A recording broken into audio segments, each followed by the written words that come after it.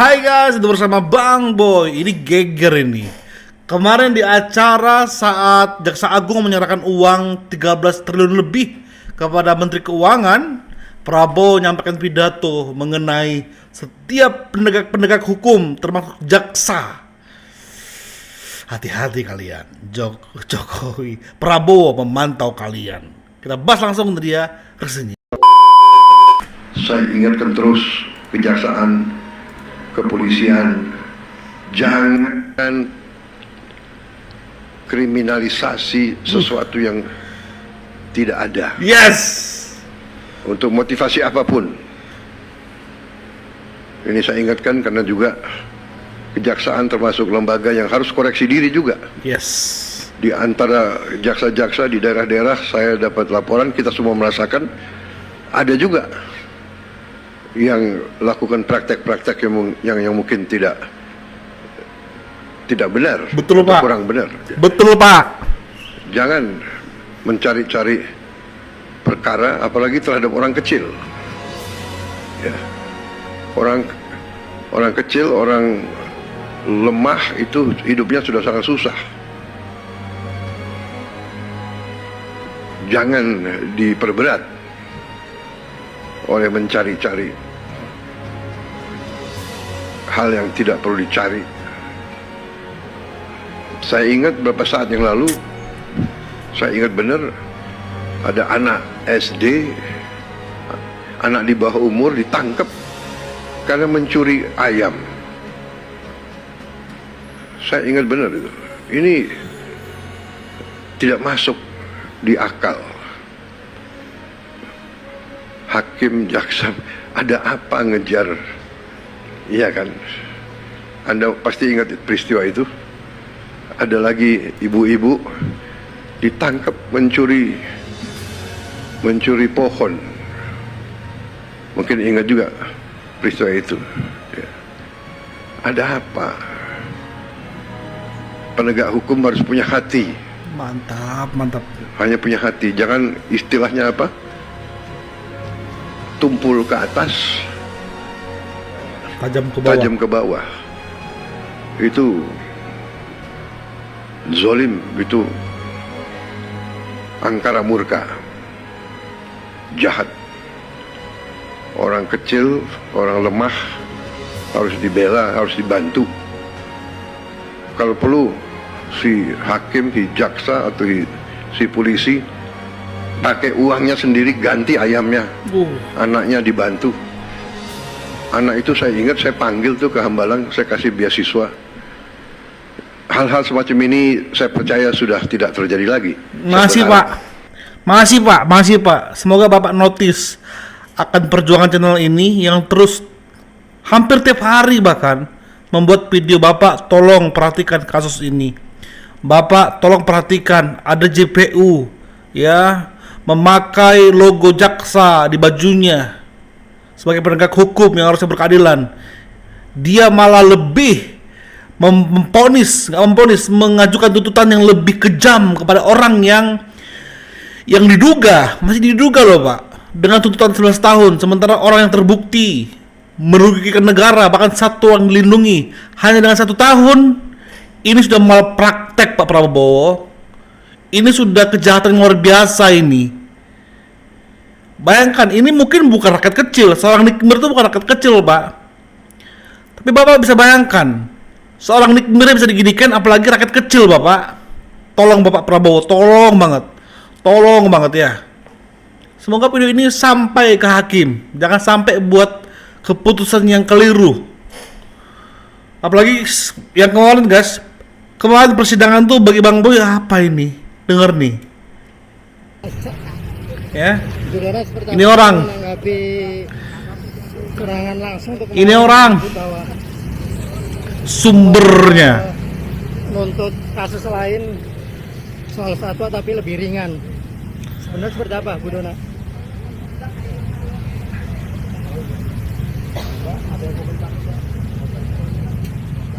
Mana kau, woi?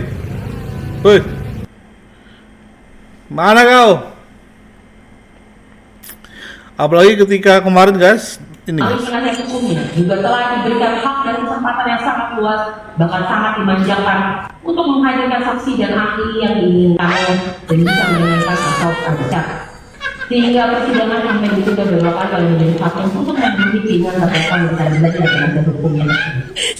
Demikian juga dalam persidangan, majelis hakim tetap memenuhi hak terdakwa Nikmat Mirzani sebagai terdakwa dan sama sekali tidak pernah mengabaikan haknya, termasuk memberikan kesempatan yang seluas-luasnya kepada terdakwa untuk langsung bertanya sendiri kepada Gila. Ada seorang jaksa mempermasalahkan bahwa PH-nya memanjakan terdakwa. Aduh.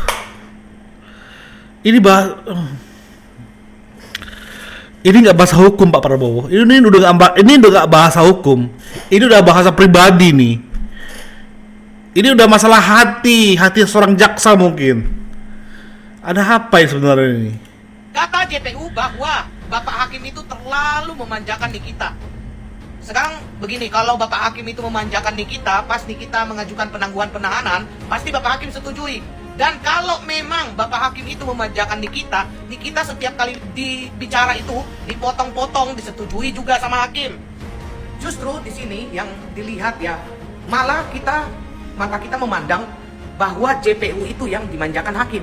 Dikit-dikit menyela omongan, dikit-dikit minta minta nggak boleh direkam, nggak boleh ada siaran live, banyak kali permintaan kan, dan itu permintaan itu dikabulkan sama Hakim. Kok malah dibilang Nikita dimanjakan? Luar biasa. Salam dari Kokoiro Cimat. Yang suka video saya silahkan follow dan tinggalkan komentar. Ya, bahkan Koko lebih detail lagi. Bahwa bukan PH yang memanjakan si Niki, Hakim katanya yang memanjakan Niki. Kalau kita cek lagi, apa arti dari kenapa memanjakan Nikmir? Kayaknya jaksa sudah tahu bahwa Hakim akan membebaskan Nikita. Makanya dia akan di flashback lagi. Masa terdakwa yang menye-menye di pengadilan, yang ngajak-ngajak di pengadilan mau bapak bebaskan? Kayaknya karena kesana arahnya ini, ya. Sepertinya dugaan Bang Wei arahnya mau ke sana. Ingin Hakim diingatkan, Hakim kalau kau bebaskan ini nggak mungkin akan, maksudnya kalau kau bebaskan Nikmir maka akan menyebabkan percikan di luar sana. Karena luar sana menganggap Nikmir itu melecehkan pengadilan, ngejek-ngejek, buat keributan di pengadilan, itu mungkin. Sepertinya jaksa sudah tahu guys, Hakim akan membebaskan Nikmir. JPU apa memang sudah memprediksi sebelumnya? Jadi namanya tanggapan ya. Tanggapan itu kan sebenarnya kan tidak menolak, artinya tidak setuju, ya kan? Semua pledoi itu pasti jawabannya tidak setuju, ya kan? Tidak setuju. Tapi harusnya tidak setuju berdasarkan argumentasi hukum, bukan menyerang pribadi, itu, ya kan? Biasa aja itu kalau misalnya tidak setuju, tentunya kan punya alasan-alasan, argumentasi hukumnya, ada alat buktinya yang disampaikan atau bukti-bukti lain lah yang berkaitan dengan tindak pidana itu. Bukan menyerang pribadi terdakwa, menyerang pribadi PH. Sementara PH tidak pernah menyerang kepada jaksa, ya kan? Ini lucu. Ini sebenarnya sih sangat merusak ya penegakan hukum ini kalau jaksa seperti ini. Jaksa itu adalah pengacara negara, ya. Tujuan utamanya adalah melakukan penegakan hukum untuk melindungi warga negara.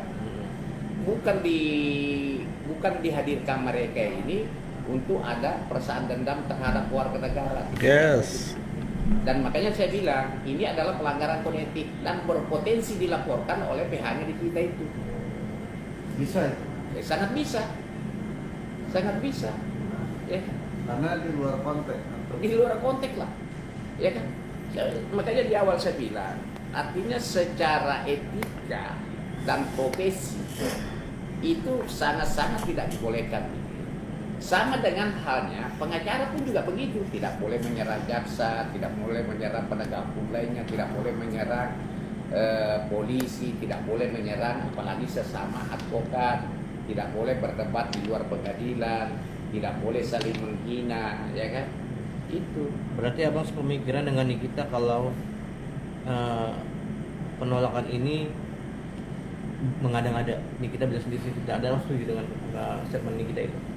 Kalau saya sih, kalau ditanya setuju, sangat setuju karena memang itu faktanya mengada-ngada. Artinya hal yang dilarang itu, ya. Melanggar kode etik. Apa yang dilakukan oleh jaksa nyerang PH-nya Nikmir itu tentang kode etik yang tidak diperbolehkan. Replik itu harus membantah semua pledoinya, nggak nyerang orang yang sedang membuat pledoinya. Itulah makanya kode etik yang dilanggar dan bisa dilaporkan. Menarik ini. Bang B titip pesan kepada pengacara Nikmir. Nikmir bebas atau tidak, laporkan jaksa itu. Tolong. Nah, sekarang kita mendengarkan M. Yamin. JPU mengatakan tim hukum Bani kita nggak ngerti hukum sehingga merugikan Bani kita sendiri. Saya ingin jawab, JPU, Anda yang nggak ngerti hukum sebenarnya. Anda baca sendiri aturan internal Anda itu, lembaga negara Anda, tentang bentuk dakwaan. Anda salah. Yang kedua, Anda baca konsep hukum. Ya, Anda baca Zuringga, Siman, agar Anda ngerti pasal itu 369. Saksi ahli pidana yang Anda datangkan sendiri mengatakan 369 dengan 27 memiliki prinsip yang sama. Paham nggak Anda? Seharusnya NM itu tidak Anda kenakan di 369, di 27-nya. Sedangkan Ismail di 369-nya karena dia tidak terlibat di dalam 27-nya. Ngerti nggak Anda itu JPU? Di situ Anda ngaco tuh. Ya udah dua tuh kekacauan Anda. Lalu sikap Anda itu tidak boleh arogan. Diatur di perja Anda sendiri. 3, Anda nggak ngerti aturan. LHKPN sebagaimana yang disebutkan oleh Mbak Nikita, Anda nggak taat hukum. Ngerti nggak Anda itu? Anda selain dari merugikan lembaga instansi Anda, karena Anda seorang pejabat publik. Pejabat publik adalah orang yang diangkat untuk mengurusi satu lembaga. Maka Anda 1 kali 24 jam selama Anda dinas itu menjadi milik publik. Makanya diatur Anda itu dilarang arogan, dilarang melakukan perbuatan tercela. Ngerti nggak Anda tercela itu apa? Kata kerja atau kata sifat? Paham nggak Anda? Anda bukan hanya merugikan lembaga negara, tapi Anda merugikan rakyat Indonesia. Makanya lembaga Anda dihujat. Lembaga Anda kredibilitasnya menurun karena sikap-sikap Anda semuanya di situ. Dalam praktek peradilan itu. Ngerti nggak Anda itu? Anda terlalu arogan. Ngerti nggak Anda? Jadi kalau Anda mengatakan tim hukumnya merugikan, Anda merugikan negara ini, tau nggak lo? Patuhin hukum dong. Anda terlalu banyak ngaco, ngor ngidul Anda.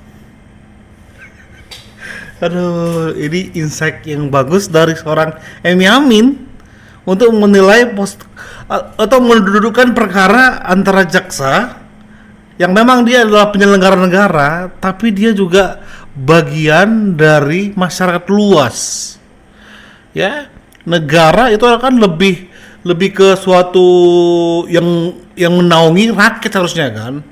Dan mereka adalah representatif dari negara untuk melindungi rakyat.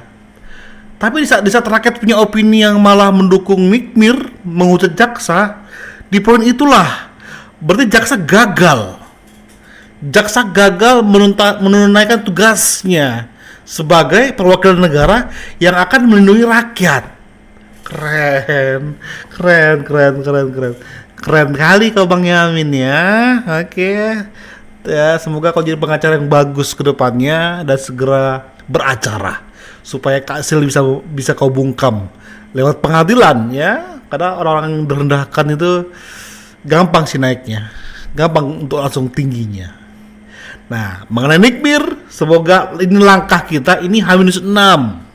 Ya, ingat H-6 untuk kita merayakan lah ya, Nikmir harusnya bebas. Ingat statement Bang Boy, Nikmir harusnya bebas. Makanya Bang Boy akan hadir setiap harinya sampai nanti H-1, sampai hari hanya kita akan live bareng-bareng merayakan bahwa keadilan ternyata masih ada di negeri ini. Makanya support terus channel ini, Rieko B bersama Bang Boy. Thank you guys, bye bye.